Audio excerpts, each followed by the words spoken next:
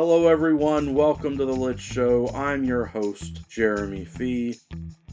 It is time to determine my best read of 2022. I joined BookTube back in 2020. I retroactively went back and picked my best read of the month for every month of that year. And then in 2021, inspired by the Paperback Cat, I decided to do a book battle each month with the books that I had read, pitting them up against one another to determine my best read of the month for 2021. And as I decided to put all that together, I realized I could aim for a mega goal to do my best read of the decade, which means I need to continue year after year to pick my best read of the year. And here you go. Probably by the time that I get this edited, it'll be about the middle of January 2023, but I hope you enjoy listening to my thoughts.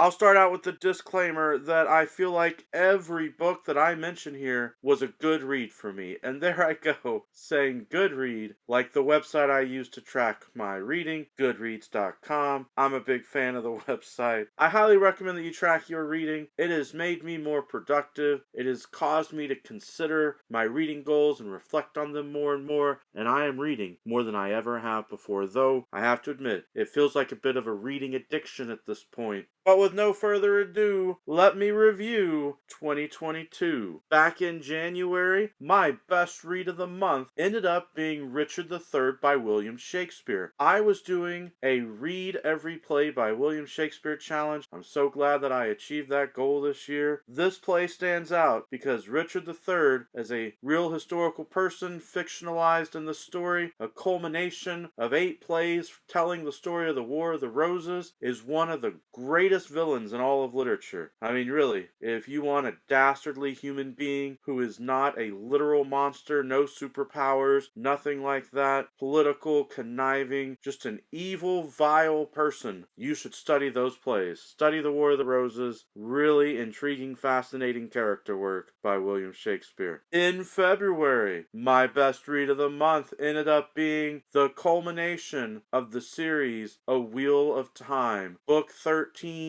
the end of the series, written by Brandon Sanderson, from notes by Robert Jordan. Wow, what a series. Thousands, maybe millions of characters that we got a point of view from, all coming together with an epic battle. Very exciting. Of these 2 books, if I had to pick between them to advance in this book battle tournament in this bracket, I feel like I have to pick Richard III. As I was saying, that character work of the villain just really stood out to me. And someday, hopefully in the near future, I hope to make a video about whether or not I think it's worth it for someone to read all of The Wheel of Time. And in that video, I will explain more of my thoughts about the characters and the shenanigans there at the end. For March, I ended up with a tie for my best read of the month. The book that goes in our March slot is The Daughter of Dr. Moreau by Silvia Moreno Garcia. She is now one of my favorite authors. This book was a reimagining of the classic sci-fi story The Island of Dr. Moreau, but with more character work, more of a focus on relationships and those human connections. So it was a really fascinating read. The book that it tied with will go in our wildcard number 1 slot. We'll get to that later. In April, my best read of the month was by Stephen King, another one of my favorite authors. It was The Shining. Oh, can you believe it? I made it this far in my life without reading The Shining. I had seen the film before reading the book. In fact, I've seen the film multiple times before reading the book. But the book still stands out as a great work. There are some differences. You may be surprised with some of the liberties that were taken to make the movie. Between these 2 stories, as much as I love the character work and the intrigue from Silvia Moreno Garcia, I've got to give the win to The Shining by Stephen King. It just stands out as one of the best stories in the horror genre. It's very psychological. Then we get to our pairing for May and June. In May, I read what Michael K. Vaughan recommended as the best collection of horror short stories, the best anthology of horror short stories ever written, which is The Dark Descent. And let me tell you, there are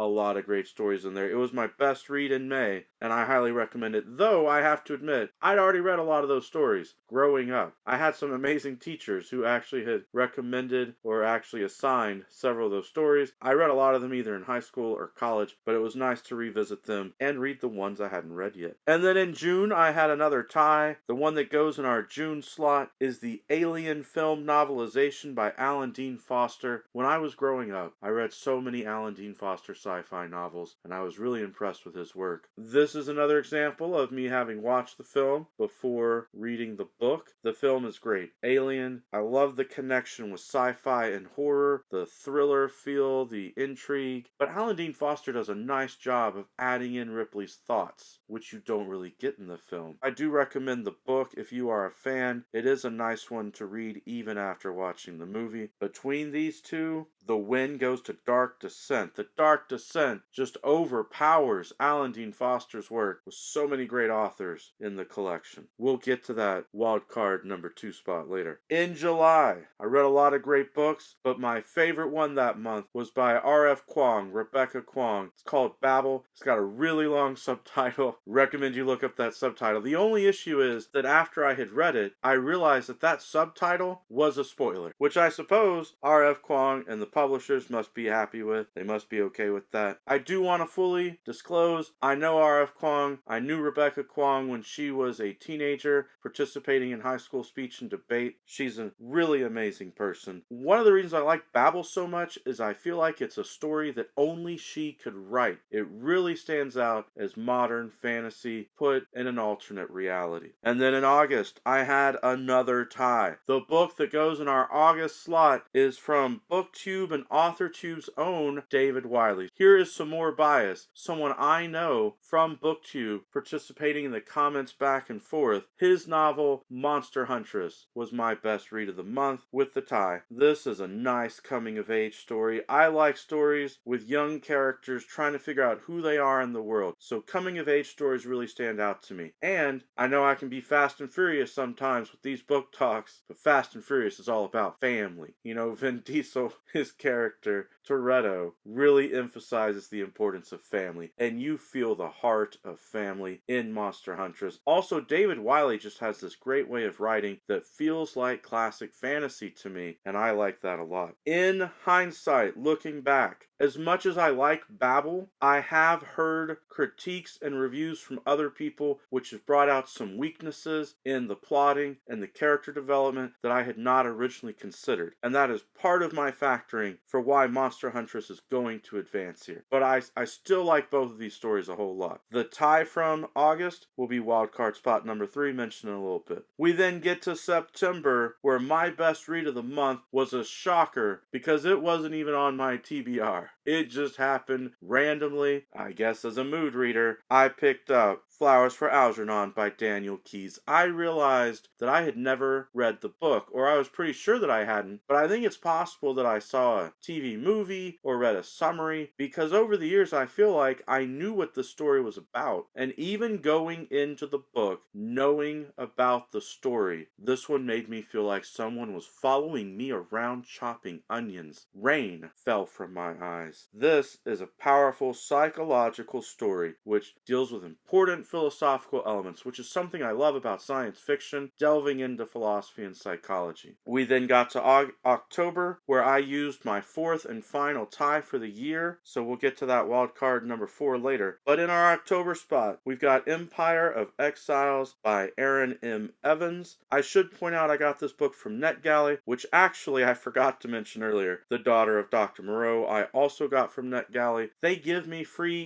ebook advanced reading copies a lot of the time, so that I have a chance to read them and review them before they come out to the general public, and that is very nice of them. I appreciate that. Aaron M. Evans has written books in the Forgotten Realms setting for Dungeons & Dragons, and I have read her characters there, which are really fun characters. I had no idea, though, that she could write at this level. Empire of Exiles stood out to me in a lot of ways, but especially I liked that in this fantasy setting, storytelling, with the murder mystery and political intrigue. Some of our main characters were really academic scholars, and they were really critical with their thinking. So to me, that really stood out and is why I liked it so much. Between Flowers and Algernon and Empire of Exiles, even though I love those characters by Aaron M. Evans, I've got to give the win to Flowers for Algernon. It just emotionally affected me more. And then we get to November and December. Let's check out this pairing. In November, I finally got to the book The Southern Book Club's Guide to Slaying Vampires by Grady Hendrix. Grady Hendrix does an amazing job of mixing horror and humor, and I appreciate that because, spoilers, I like to write horror and humor mixed together, and it's tough. The tone is tough. I have had some of my beta readers, some of my friends tell me, you gotta fix the tone, sometimes going from scene to scene as you do all that. So I am especially impressed at how Grady Hendrix manages that. In this story, Grady Hendrix basically took the template for Dracula and put a vampire like that in a suburban setting and had these suburban characters try to outwit that Dracula-esque vampire, which is just a ton of fun. And then in December, I finally got back to the Dresden Files after many years. So happy that Dresden Files book 12, called Changes, was my best read of the month that month. The Dresden Files are by Jim Butcher, if you do not know. It is an urban setting that is a private eye detective who is openly a wizard. It is, at its beginning, a very realistic setting, other than the fact that there's a wizard in it. And then as the setting progresses, you get introduced to more and more supernatural elements until basically the series turns more fantasy than mystery. It stops being this kind of hard-boiled detective wizard character and becomes more and more fantasy, with the vampires, the werewolves, the fae court, fairy characters, and all of that really taking center stage. Here,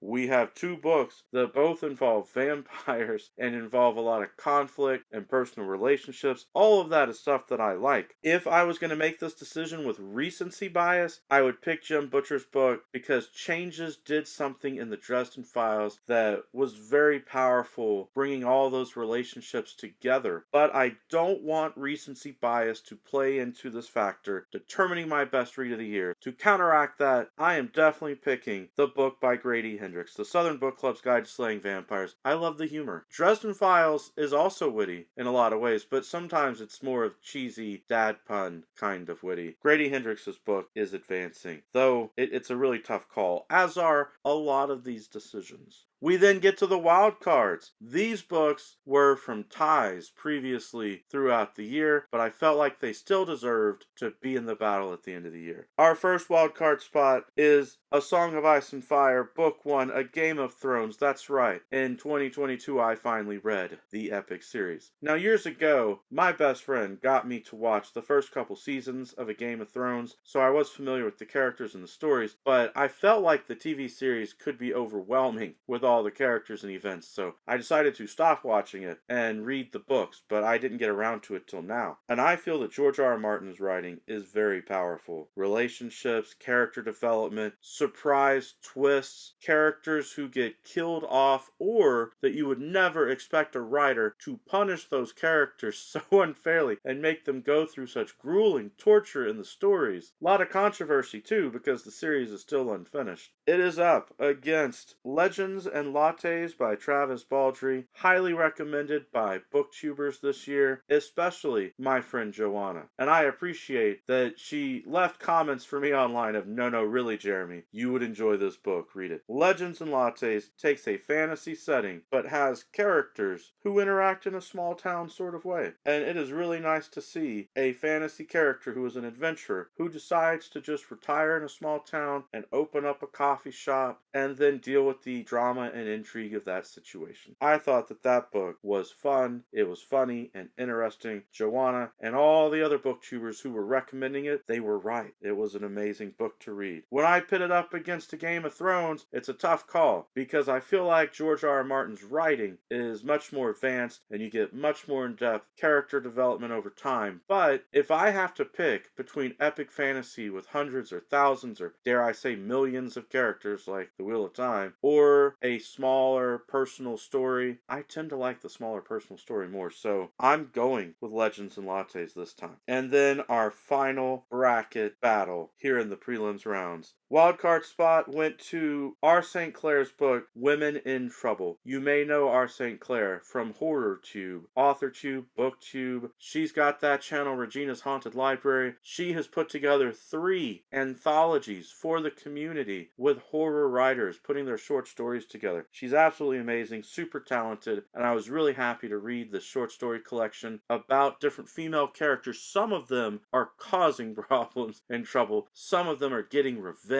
It's a very exciting book. I highly recommend it. But since it is a wild card spot, I'm going to replace it, because after I read that book, R. St. Clair came out with an even better book called Code Red. So Code Red comes into the wild card spot. This is an exciting book dealing with the Renfield concept, in which there's a guy that his family thinks just has a psychological condition, as if he believes he's a vampire. So they put him in an asylum in this southern town. But it turns out, this is not a spoiler, this is just known from the concept of the book, back cover, all that, he really is a vampire. R. St. Clair has such a powerful work here for people who like vampire stories, horror stories, and especially if you're like me and you're from the South in the United States, if you love Southern stories, she really captures the dialogue and personalities of these Southern characters. It is a whole lot of fun as they try to deal with the fact that there's a vampire in the insane asylum. Code Red, taking wildcard spot number 3. And then in the last wildcard spot, we've got the first book in the Expanse series by James S. A. Corey, which is really 2 authors writing under a pseudonym. It's called Leviathan Wakes. It is brilliant science fiction. I had been wanting to read this series for a long time. Glad I finally got to it this year. The first book in the series has a mixture of sci-fi and detective mystery. One of the characters is an investigator, and the other characters get brought into all these political situations in the science fiction universe. It's a fun read. It takes a while for some of the character development to happen, but throughout the series you get more and more of that over time. As a first book in a series, it does a nice job setting it up, but I think it has its flaws. Having finished the entire series now, I liked it a lot, but I'm going to give this win to Code Red. I just really enjoyed R. St. Clair's book more, and that's what the battle's about. What is the best read? What was more enjoyable? So Code Red is advancing to the next round, the quarterfinals. Let's go back up to the top. We need to do a battle between Richard III and The Shining. What a pair-up that this is, trying to think of how these stories are similar and yet different, because both of them are psychological. Both of them have characters who are hell-bent in different ways and obsessed in different ways. So it really is a tough decision, as they all will be from this point on. I'm gonna go with Stephen King's work because I feel like ultimately it is more powerful. These days, with modern audiences, people are much more likely to be entertained and enjoy The Shining than they are to go back to a Shakespearean play.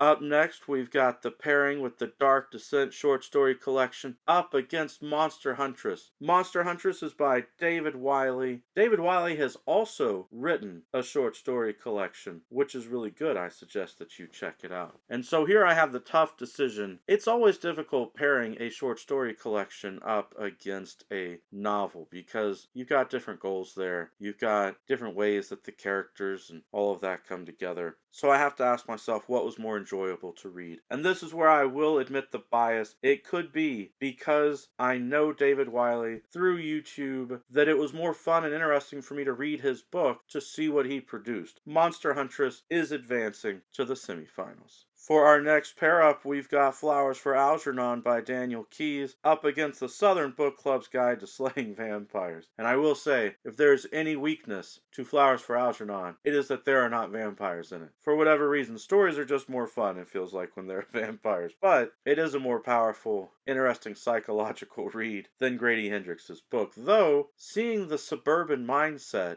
go in combat with a vampire character was somewhat psychological and humorous. It's just, in this instance, I'm gonna give the win to Flowers for Algernon. I think it meant a little bit more to me reading it and considering the tragedy, the downfall of the main character, what he goes through in the story. More of an emotional impact. Our final pairing before we get to semifinals, we've got Legends and Lattes Face by Travis Baldry. It's up against Code Red by R. St. Clair. Both of these were fun stories, interesting characters. At the end of the day, this is something that may shock you. I'm really not into coffee. So while I did enjoy the fantasy aspects and small town and relationship development in Legends and Lattes, all the talk about bean water and people being obsessed with coffee did not interest me as much. Whereas with R. St. Clair's book, the vampire intrigue and the small town gossip and the relationships with the southern characters kept me engaged throughout the story. So R. St. Clair's book, Code Red, is advancing to semifinals. As I said, these are tough decisions. All these books would be great. I recommend them. Let's look at our 4 books in semifinals for the year. Just give them a moment to breathe. We've got psychological horror with The Shining by Stephen King. We've got a book that reads like classic fantasy from David Wiley, Monster Huntress. We've got science fiction of a philosophical, psychological sort from Daniel Keyes, It's Flowers for Algernon. And then we finish up semifinals with R. St. Clair's book, Code Red. It is a vampire story that's got intrigue, suspense, and it's pretty funny. The dialogue really is fun. Let's go up to that top pairing in semifinals. Between The Shining and Monster Huntress, I've got to give it to the King of Horror. Apologies to David Wiley, but The Shining outmatches most books. The power of the characters, the situations they go through, it's hard to defeat. Last year, Stephen King's book, Different Seasons, won for the year. Let's see what happens as The Shining advances to finals. In our other bracket, we're looking at Flowers for Algernon up against Code Red. Once again, I'm gonna have to apologize to a fellow booktuber, authortuber. Code Red is not going to outpower Flowers for Algernon. I cannot truly express how much rain was falling from my eyes. How much that I felt like I was chopping onions as that story progressed. Flowers for Algernon is making it to finals. For some reason, I like when books make me cry. Hard to explain, but the emotional catharsis that it brings is really powerful. In our finals round, we've got the King with The Shining up against the Keys with Flowers for Algernon. I wish that I could just determine a tie and end the video here, but I will deliver a winner to you. Perhaps I'm feeling somewhat biased because Stephen King won last year as my best read, but I don't want to give King the win 2 years in a row, and Flowers for Algernon really is a powerful book. If you have not read it, I highly recommend Flowers for Algernon. It may just change your life. You know, sometimes there are works of literature that withstand the test of time, that are powerful enough to mean that. So let's go ahead and look at that chart for best read of the decade, and we can drop right in Flowers for Algernon